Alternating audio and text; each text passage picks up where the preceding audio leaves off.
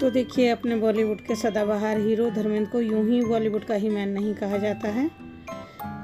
धर्मेंद्र जो था कई फिल्मों में ना ओरिजिनल सीन करते थे, खतरनाक एक्शन सीन खुद करते थे।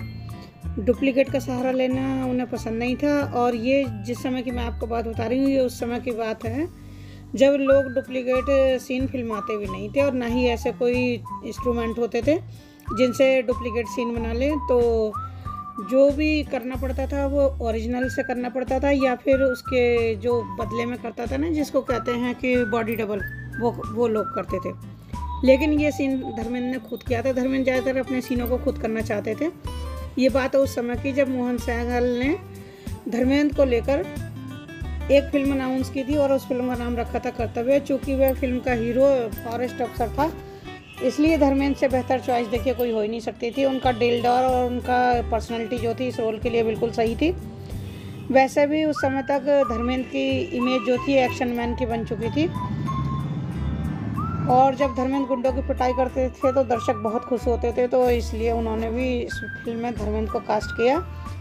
इस फिल्म में धर्मेंद्र के साथ रेखा, विनोद मेहरा, निरूपा राय, अरुणा ईरानी, रंजीत, उत्पल दत्त जैसे कलाकार चुने गए थे। कर्तव्य फिल्म 1979 में रिलीज हुई थी और सुपर हिट रही थी।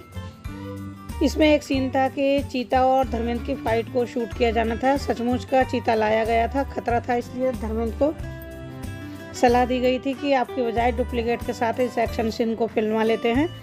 ये सुनते ही धर्मेंद्र जो थे भड़क गए थे। उन्होंने कहा मैं खुद इस सीन को शूट करूंगा। फिल्म की टीम अपने हीरो को खतरे में नहीं डालना चाहती थी।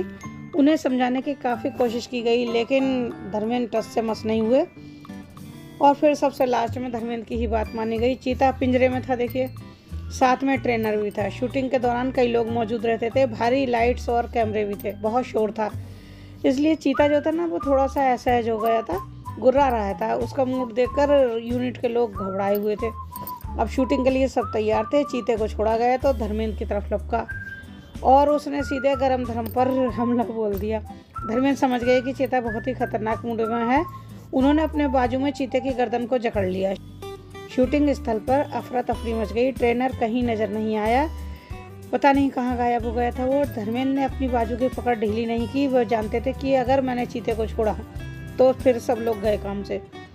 थोड़ी बहुत देर बाद जब ट्रेनर को ढूंढा गया और वो आया तो धर्मेंद्र ने चीते को छोड़ा। पर ये क्या, जब धर्मेंद्र ने चीते को छोड़ा तो सब हैरान रह गए, क्योंकि चीते का काम तमाम हो चुका था।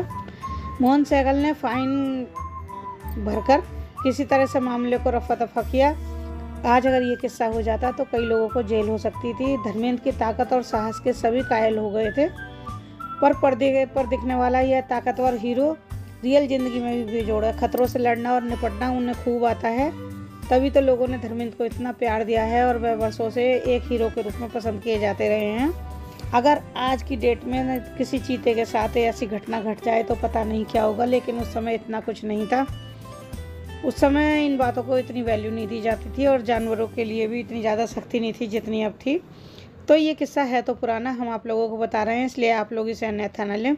और अगर आप लोगों को ये किस्सा अच्छा लगा हो तो प्लीज़ इसे लाइक करें, शेयर करें मेरी वीडियो को और सब्सक्राइब करें चैनल को अगर नए हैं तो। और देखिए, कभी कभी वीडियो बनाते समय कुछ गलती हो जाती है और अगर ऐसा हो जाए तो प्लीज़ उसके लिए सॉरी।